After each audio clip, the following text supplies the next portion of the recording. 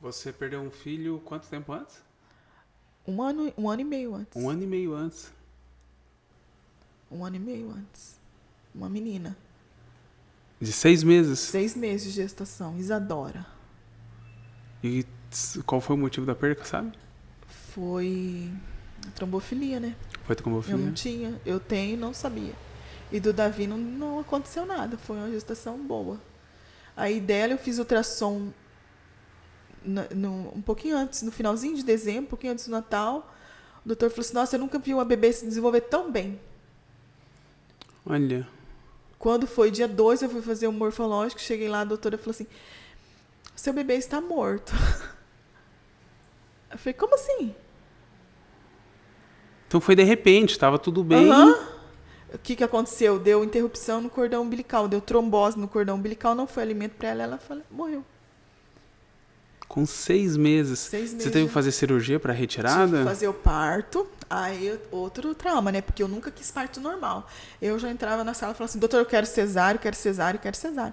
Aí, quando eu já estava de 6 meses, de 23 semanas, eu falei, doutor, vou ter que fazer um parto. Você vai ter que fazer um parto. Eu falei, cara, vou ter que fazer um parto. Eu nunca quis ter parto normal. Vou ter que fazer um parto, minha bebê morta. Amém. Vamos para um... E fui, né? E daí você tem que induzir o parto, todo aquele processo, né? E daí eu acho que aquilo ali assim, me chocou muito, porque daí você tem um bebê e eu tava esperando muito engravidar, fazer 3 anos que eu tava tentando. E o Davi queria muito, o irmão, muito. E quando eu cheguei e contei pra ele, ele falou assim pra mim assim, mãe, Deus matou a minha irmã. Nossa, Joel, e daí? Aí eu tive que tirar, quando eu contei pra ele, né, que eu tinha que ir pro hospital, ele tinha que saber, né. Ele tinha 8 anos, 9 anos. Eu falei, filho, não foi isso, não foi. E como você explica isso pra uma criança, né? Ali eu podia travar o relacionamento dele com Deus pra sempre. Aí eu fui forte, fui contente. Fui lá, passei todo o processo, mas a hora que eu voltei para casa, aí minha alma se abateu.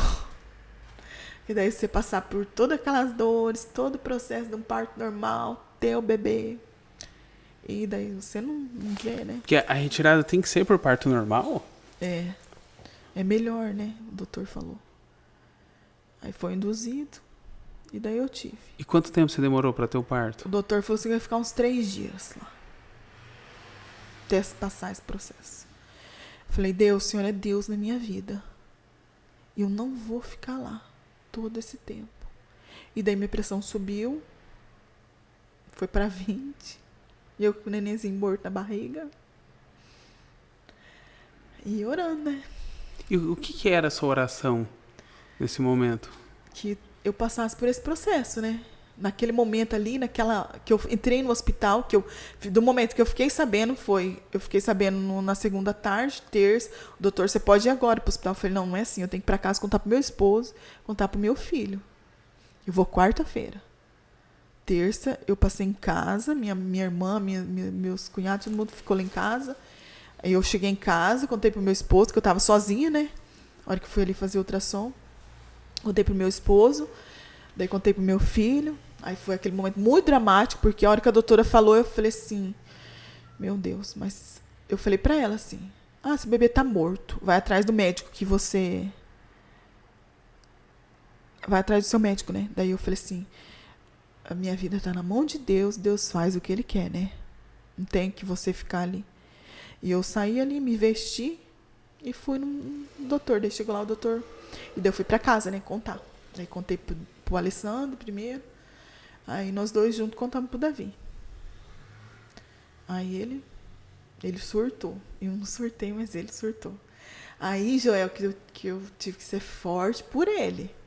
Falei, filho, não é assim. Todas as coisas estão na vontade de Deus. Eu sou muito no Salmo 139. Todos os nossos dias foram escritos muito antes de sermos gerados. Então, o processo da Isadora passou, era essa que Deus tinha um propósito na vida dela.